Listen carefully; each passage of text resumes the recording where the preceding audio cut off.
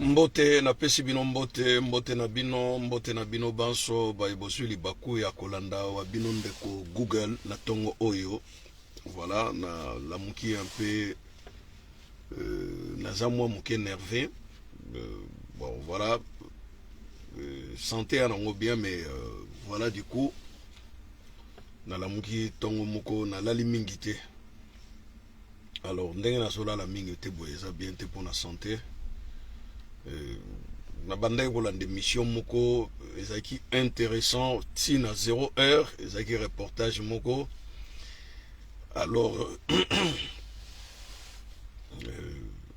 bobo sanate to tigal na 2 jours pour na zo congé na pe moment muke parce que cerveau komi ko chauffer mingi. J'ai beaucoup travaillé. Bon voilà, j'ai beaucoup travaillé en dehors de l'émission. J'ai encore une autre travail na salaka. Donc voilà, je vois des gens qui m'écrivent, qui essayent quand même de me convaincre. Voilà, 4 ans, ils ont moqué, Félix Chilomboazo Sala, Buena Boye. Les gens maintenant viennent faire le débat sur la place ou sur la toile. Na zo sepela quand même nenge bobani goya na débat. Nakanti il y a 2 semaines na osaraka musala mbote mama Christine Matondo. Il y a 2 semaines na osaraka musala ya ko blokaka batuni onso bazako ya na bajalelo sur la toile. Naza vraiment ko bloquer bango Gaïtan les Katangais, voilà, na bloka qui est fils Mukoko mutu ya IDPS na bloka qui est bate belé ya IDPS nazo bloquer bango. C'est mon droit. Moi je fais ma décision à moi. Na lingi ki jale lote na mur nanga. Na lingi ki jale lote. Vous croyez que ngai naza na devoir te ya ko apprécier mukonzi.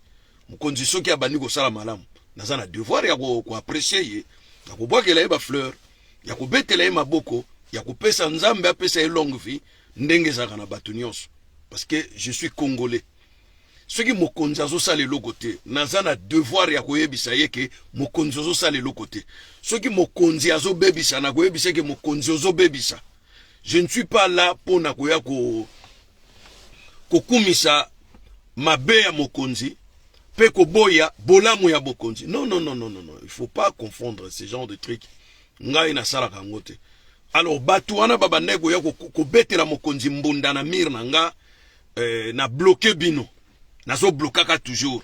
Nazo tielaka bino pe bilongi. Soki au moins na tie longi ya moto na komi kombo na ye na sengi na bino bo bloquer ye.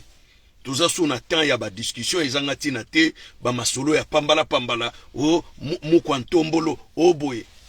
Boyebi na biso baluba mukwa bena elinko laksa mutu ya na chiluba na biso baluba omoni na ba Rwanda na kinya Rwanda balobaka nini banya elinko laksa batu ya na kinya Rwanda na biso baluba soko yoki mutalobi bena elinko laksa batu ya na chiluba. Soko oyoki mukwa elinko laksa mutuya na chuluba. Soko lobi mukwa ntombolo. Boyebi lingo lobani na chuluba. Na kati ya kamwena na mboka ya bachilombo kuna. Eza pe na ba bikolo. Eza na ba bikolo. Na isibiso toza bena mitanta. Batu ya mitanta. Sadi koko ya liboso.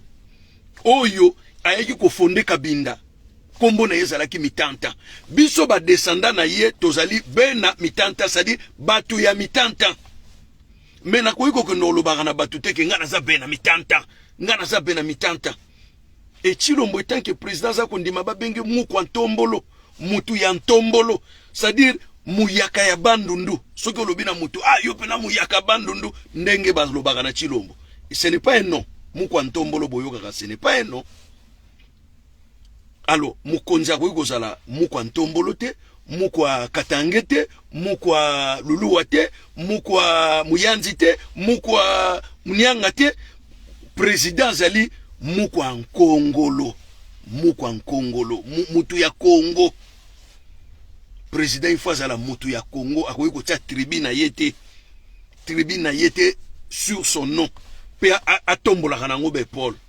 Alors babiloko wana o mukishi na biso baluba nesi koko na ngai chibamcheonga kafumba mpata aza mukishi azali mutu oyo koko na ye azalaki mokonzi na mabele akufi bapesi na tata akufi bakamati mwana bakamati mbeli wana yalu kubusha bapesi na yo mwana okomi mukishi descendant mokitani le successeur mais en étant que roi bon sigo ye Tshilombo aza mukishi na nini moni ba biloko yo yango na yebisaka bino ifu bosalaka keba na ba terme ya ba mot de vocabulaire faut bosalaka nango keba soki bato bazoya ko kotsa bino na makambo moko ezanga makolo na mutu il faut bokeba kanango. Coalition oyo Martin Fayulu, Delice Sanga, Moïse Katumbi,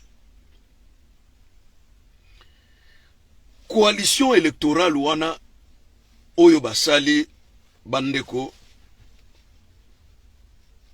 bosala nango keba bo minimiser yango te bosala nango keba bo minimiser yango te lelo nazoyebisa bino eza coalition moko dangereuse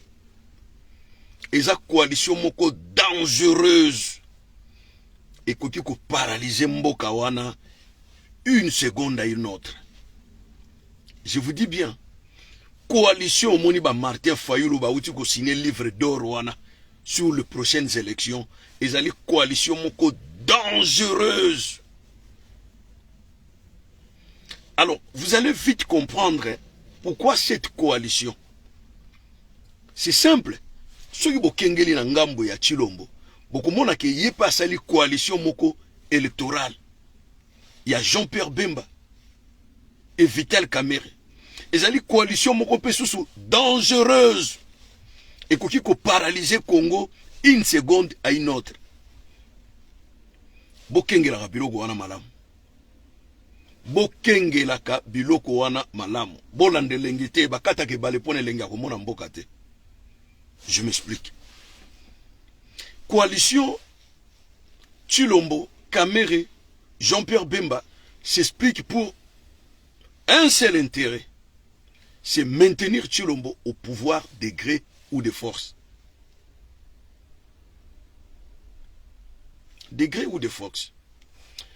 Jean-Pierre Bemba jusqu'alors, c'est un chef de guerre, Bobo Sanate. Il a toujours des militaires par-ci, par-là. Malgré tout, azo soin na bangote, a kokipe ko soin na bango, même lelo, to lobby. Bazongi na simanaye. Faut faire très attention. Faut faire très attention. Vous avez vu en 2018 et 2011, rapport yaba ONG Belé, y compris les rapports mapping et coma, sur ba soldat ya 1-23 Joseph Kabila kenda ko utiliser bango pour ba ko massacrer ba Congolais. Tangu Tshisekedi wa Mulumba yaki na 2011 auti Belgique ko ba soins médicaux.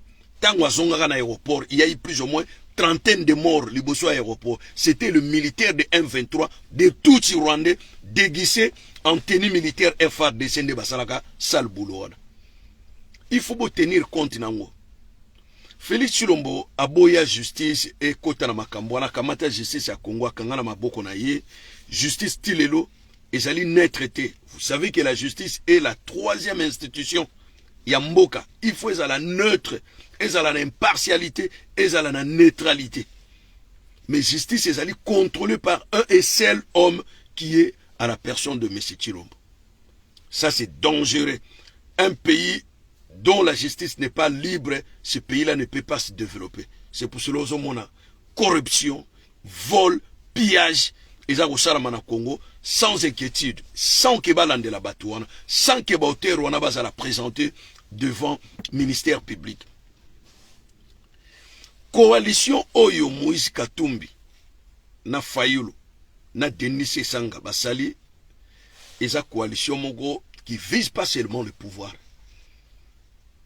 Qui vise pas seulement le pouvoir, mais qui vise aussi une vengeance, terreur na kati ya Congo. Parce qu'au moment où Félix Tshilombo y ba bango pouvoir, parce qu'il va gagner la vraie élection, va battre Félix Tshilombo. Coalition ane a Délice Sanga, Fayulu, Moïse Katumbi.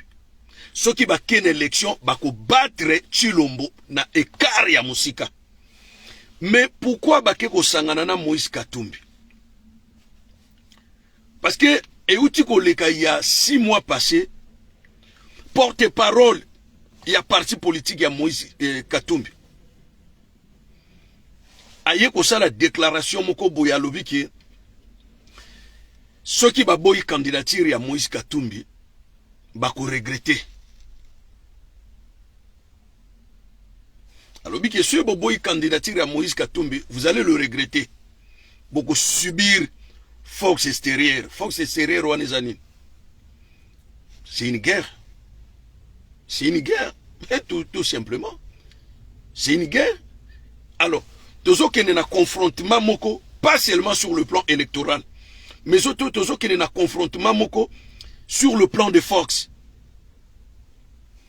Vous allez me demander, est-ce que Google, ceux qui, par exemple, Félix Tshilombo, a sali tricage à l'élection en 2018, guerre et Salama. Oui. Mais pourquoi ils ont fait appel à Délice Sanga? C'est un chef de guerre. Délice Sanga, c'est un chef de guerre. Il a un carnet d'adresse. Il a cohabité avec Jean-Pierre Bemba à plusieurs reprises. Tina Nabangui, à l'époque de Ange Patassé. Alors, Bosala Keba ne loko yo tozo kene na virage moko ezali dangereux. Naza goye bisabino. Ezali dangereux parce que bango bazana objectif moko et vous allez voir quand Martin Fayulu fait ses déclarations, il fait des déclarations moko ezali un peu forte, mais ekangami esika moko ebatami esika moko ezobimate. Dernièrement, où tu reçois la conférence de presse, du début jusqu'à la fin, c'est ce qu'il a dit. Et bon, la personne qui parle moins agit beaucoup. La personne qui parle beaucoup n'arrive pas à agir. Félix Tshilombo, blablabla, mais sur le terrain, à ça la reloroté. Des gens comme des Fayulu, ceux qui bassi Mindo qui n'ambogawana, il y aura des pertes. Hein. Il y aura des pertes humaines conséquentes. Bosa nango keba, bosa nango keba. Ya minene ezakoya. Ya minene ezakoya. Ngata on a mona ikaka coalition électorale Fayulu Moïse Katumbi. Boyeba ke Lamuka déjà ici longola Moïse Katumbi na kati ya Lamuka et il y avait même pas de contact depuis longtemps entre Moïse Katumbi et Fayulu. Mais nani oyo aye ko benga bango basangana lisusu. Bazong sa électrode wana pona circuit musu ya sike salama. Ça c'est une question qui nécessite une réponse. Bozongo à la légèreté. Yango na ebisa ebino ke dossier mwanga chuchu fo bozongo na ba pince. Malembe bobenda ngona ba pince boy. Parce que ceux bosimbi on a maboko ekokanga mabino mbindo wana ekokanga mabino. Eza dossier mo qui vient de loin. Tout le monde a dit Paul Kagame a zosala moi tourné na ye a pays belé Afrique mais arrivé au Bénin. Il dit, je cite, que non, Rwanda ils ont un problème mona Congo te, makambo ya Congo est concerné Rwanda te, mais le problème en est que tango le Belge ba kataki na conférence de Berlin ba kataki biteni ya bamboka ba salaki erreur ne kateli. Erreur basalaki qui est parti oyo ya Kivu parce que Bobo Sanate parti à est wana babenga ngo Kivu. C'est Mobutu qui l'a divisé en deux. Pour Kivu, ezalaki étendu moko très vaste et comme Mibale et comme Nord Kivu, capitale Goma et Sud Kivu, capitale Bukavu. C'est Mobutu qui l'a fait. Parce qu'à l'époque, on avait juste 9 provinces. Et à l'époque de Lumumba, on avait juste 6 provinces. En 1960, on avait juste 6 provinces. Et à un moment donné, tu as 9 provinces. Et puis tu as 11 provinces. En 1997, quand on a fait les Okota, les Zaïre avaient juste 11 provinces. Après, avec la participation et la bénédiction du Rwanda, Baïko Tinda, Azaria Surubero, à Kata Congo, Biteni Ebele, pour Biteni Ebele et Bimake Ebele, Ata Moutaï Biomi Bale Misato, Oyebate. C'était l'objectif du Rwanda. Oyo, Joseph Kabila a fait un travail de prestation de la part des Rwandais, na Oyo Sasali pendant 18 ans. L'objectif, Yangwane Utigo Bimana Monokwa Paul Kagame ke, ba Belge bakataki eteni ya Congo, mabe, ba yibaki eteni ndambu ya Rwanda, o ezali bongo, zone nyonso ya Kivu wana. Pona bango, yamboete ba biyebisa M23, atika penda bitumba, atika ko boma ba Congolais sengeli, ba zongise la Rwanda, eteni wana ya Kivu, ekota na Rwanda, bongo kimia, ekokota. Mais pona kosala yango, pona kosala yango, pona kokokisa, le tomo, yeloko wana. L'objectif na bango ezali, kokamata Rwandais moko, to Rwandaise moko, kozongisa na pouvoir. Et ils travaillent, hein, baza na kati ya laboratoire, bazo travailler. Muto balingi bazongisa na pouvoir. Azali Rwandaise, akosa gaza mutaboma, s'appelle Olive Lembe. Olive Lembe pe zali vrai nom na yete. Ezali code na ye oyo à côté là na Congo na 97. C'est pas son vrai nom. Vous comprenez? Alors, bazo travailler makasi na Kigali na Kingakati po bakamata Olive Lembe batiaye basala de sorte que ba écarter Chilombo parce que Chilombo bazo ki lokola moi tampon moko boye pendant temps moko boye po ba sala plan moko machiavélique au bazo préparé pour la 2024. Alors, tant barotia Rwandaise wana Olive Lembe eko salaki plan na bango ya Kivu wana ekokisama bakamate teni ya mabele wana bazongisa na Rwanda. Alors, biloko wana nyonso ba fayulo ba delice sanga batebele mukwege pe akoya ba monike ba rozana makokite ya ko défendre Congo. Et sengeni basanga na bateau bazana makoki, bateau pe bazana mayele, po epesa bango makasi. Yango bake bosala coalition wana ya sika oyo bomoni wana. Alors, to apprécier yango te, to betela yango maboko te, mais to observer yango avec beaucoup d'intelligence. Parce que jusqu'alors le peuple congolais n'a jamais prononcé oui ou non sur le Congo. Le Congolais ont été toujours des téléspectateurs na makambo nyonso elekaka na Congo. On n'a jamais y participé. Na likambo moko boy. On n'a jamais participé.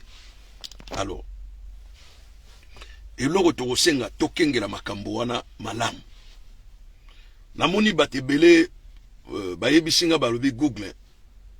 Yoza analyste politico-économique, malgré tout kotaka pe na makambo ya société, kotaka pe na culture, kotaka pe na moi religion, mais tika ba biloko ba culture wana ba religion ba nini, tika na domaine na yo ya politique économique. Ezali fort na yo tika la wana. Ndera mona ki pe batu mingi ba benga kinga ba reprocher kinga mendeko vidéo sala ki ya Koffi Olomide olobaki pe ba kombo a JB, omoni JB ndeko to sepela ki te vraiment batebele bazo lela la mingi. Mais ces derniers temps batebele bazo benga bazo koma bazo lela lela. Oh vraiment tikala kana makamba politique kokota biloko wana te ba vie privée batu. Bonga lobaki bon problème. Moi na ngana sala analyse moko sur la mort de frère de Ferregola. Leki na ya mobali nenga kufi nanga na sala analyse moko me bato ba bendinga matoyi mbangu mbangabi non kokota na makambo wana te tikango tikela ba chroniqueur ba sala bon ya wana ebisaki benoke ba o balingi na continuer nango ba komelanga ba oyo balingi bo komelanga na messenger bo soutenir nga bo pesa nga makanisi nini Laetitia Mboyi na États-Unis à Ibisinga lobi Google continue au sala ba vidéo ne mais lo ba ka bosolo et que justifier langage na yo. Bon, voilà moko déjà bani ko koma bokomaka ba ope balingi na sala ka lisute bokoma Google tika ko sa noter, ça ne vaut pas la peine. Ezate ke ba o menacenga te me bazali batu moko bazape na mitema makambo na oloba ezo swa bango mingi. Alors je fais pas de vidéos pour na choquer batu. Vous comprenez, na sala ba vidéo te pour na choquer batu. Ya ngwana moni nazo senga vi na bino. Si vous moni ke ba analyse na sala kawana ya ba divers ezamabe, vous m'écrivez na tiki yango na sukuli maboko na tika liga na domaine na ya politique na domaine na économie. Ya tika na kawana. Parce que vous changez ngelo côté. Na vous allez à Google. Voilà, mesdames et messieurs, naranti numéro to koti ya sika oyo, eza moulayi, eza très complexe, eza vaste mingi, eza na mabomba miebele na kati. Eza kake bandelio na tangiseli bino kaka mwali tanga moko wa moke na matoi. Mozindo ezali na koya. Mozindo oyo tobenga ka moboko na likambo na koya. Na koya ko fungola bino mabomba mia minene ya ba ancien politique oyo. Actuel tozo kende nango ba danger nango tozala na perspective moko ya musika komona na musika vision d'aigle ya kati ya mboka Congo tozala ba téléspectateur te nde na kwa kosela bino ya kafu analyse moko potokota toyeba nini ebomba sima ya Fayulu na Moïse Katumbi na makanisho bazu ya sika. Est-ce que ba recruter déjà ba militaire o ba ko bundela bango après Baïba bango pouvoir, parce que l'objectif de Chilombo ezali aïba pouvoir pour la deuxième fois. Objectif de Kabila, il faut déclasser Chilombo, poser Olive Lembe ne sikawana. To komi na mbaimba ya osakana te bisikawana. E komi lo banzoko. Basako bunda, biso to komi lo matiti. Voilà, chers amis, chers compatriotes, ça qui a binondeko. Google toujours en connexion.